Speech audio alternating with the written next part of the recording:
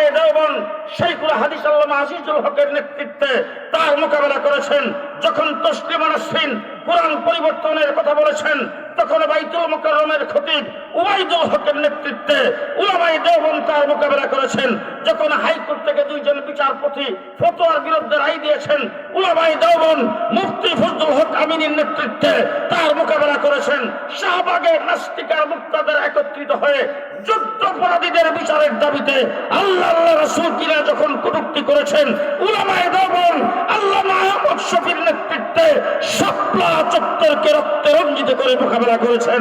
2021 সালে বাবার মূর্তি স্থাপন করে দেশ যখন মূর্তির রাজত্বে পরিণত করতে চেয়েছে, উলামায়ে দেওবন্দ জুনায়েদ বাবনগরীর নেতৃত্বে তার মোকাবেলা করেছে।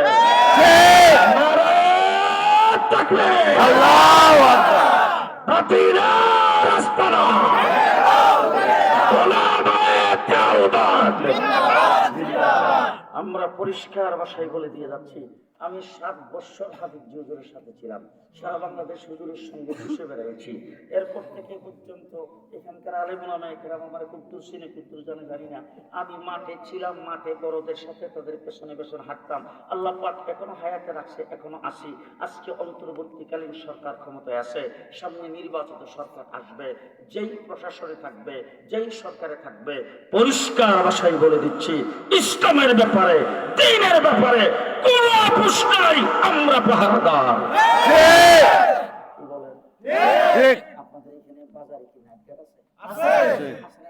আছে। গভীর রাত্রে আমরাই কিন্তু বাজারের উপর দিয়ে বেশি চলাফেরা করি। তো হঠাৎ করে যখন নাটক দেখি, বিশাল বড় একটা বাজার, নাটক হলো 5 জন। তো 5 জন মানুষের নাটকে থানার ওসি সাহেবের লোক পরামর্শ করে বাজার কমিটি তাদের প্রত্যেকের হাতে দিচ্ছে একটা করে লাঠি। হাতের মধ্যে লাঠি লইয়া 5 জনে সারা বাজারের মধ্যে সরাই এসে দিয়ে তারা এরা কি সারা দোকান থেকে এরা ওই আইল্যান্ডের মধ্যে যে দোকানের বাড়ির মধ্যে বইয়া এরকম করে। হঠাৎ যখন বাজারের মধ্যে গাড়িটা ঢুকে লাঠিটা চোখে পড়লো আর গাড়ির আওয়াজটা শুনলো, উড়ার পরে সর্বপ্রথম কামটা কি জানি,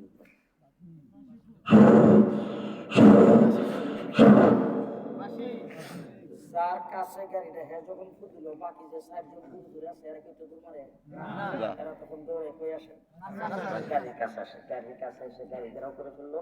ঘেরাও করে পড়ার পরে তখন আমি ড্রাইভারকে কই, এই ভিতরে লাইটটা জ্বালা। লাইটটা যখন জ্বালাইছে, গাড়ির গ্লাসটা খুলছি, আসসালামু আলাইকুম। সাথে সাথে এরা আমার সালাম দিছে। সালাম দিয়ে হুজুরে মাহফিল করে আসছে। আমরা আমাদের জন্য দোয়া করে আমার লোক হইলো আমার খাদেম, আমার ড্রাইভার আর আমি 3 জন প্রাইভেট কার। কথা বুঝেন না? সুদ ডাকাত যদি বাজার হয়, এরকম প্রাইভেট কার লইয়া 3 জনের চাই না? হায়েস কমপক্ষে 8-10 জন, কথা কয় না? অস্ত্র থাকে তো সাথে, লান্দা, রড, রাইফেল, পিস্তল, সব অস্ত্র শস্ত্র নিয়ে আইসে টার্গেট করে এসে বাজারে ডাকাতি করবো। তখন গাড়িটা দেখা মাত্র যখন বাসি কোয়ানি শুরু করে দিছে, আমি যে গাড়ির গ্লাস খুললে সালাম দিলাম, সুরে কি এরকম সালাম দিব?